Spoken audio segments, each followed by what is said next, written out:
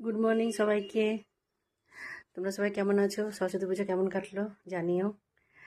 আজকে যে ভ্লগটা করব আজকে হচ্ছে মাছ ঘাটাইয়া করব। তো মাছ ভেঙে যেটা আমি করব সেটা তোমাদের সাথে শেয়ার করব। চলো আজকের ভ্লগটা স্টার্ট করা যায়।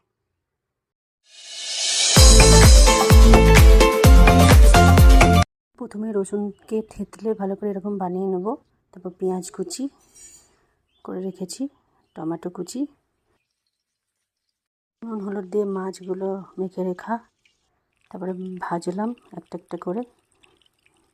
মাছগুলো ভাজা হয়ে গেছে। তেলের মধ্যে যে রসুনটা থেতলে রেখেছিলাম ওটা দিলাম, ওটাকে একটু লাল লাল করব। তারপরে পেঁয়াজ কুচিটা দেব, পেঁয়াজ কুচি দিয়ে ভালো করে একটু লাল লাল করতে হবে। তারপর টমেটো দেব, টমেটো দিয়ে অনেকক্ষণ কষতে হবে। কষার পর একটুখানি ওপর থেকে হলুদ আর একটুখানি নুন দেব, একটু নরম হয়ে যাওয়ার জন্য। তারপরে মাছগুলো যেগুলো দিয়েছিলাম ওইগুলো ভেঙে ভেঙে তেলের মধ্যে দিয়ে দিলাম। ভালো করে খুন্তি দিয়ে আরও সুন্দর করে ম্যাশ করে নিতে হবে। দেখো এইভাবে যেন মাছগুলো পুরোপুরি ভালো করে যেন ভেঙে যায়। তারপর ওপর থেকে আমি আবার একটু হলুদ দিলাম, একটু লঙ্কার গুঁড়ো দিলাম, একটু নুন দিলাম, আবার একটু ভালো করে একটু মাখা করে তারপরে তোমার গরম মশলা দিলাম।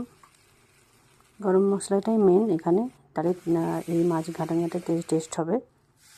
একটু জল দিয়ে অনেকক্ষণ এটাকে লাল লাল করে কষতে হবে। লেগে যাবে, একটু জল দিতে হবে। এইভাবে খুব ভালো করে কষতে হবে।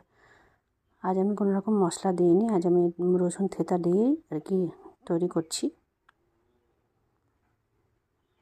দেখো আমার ফাইনাল লুক কেমন লাগলো সবাই বলবে।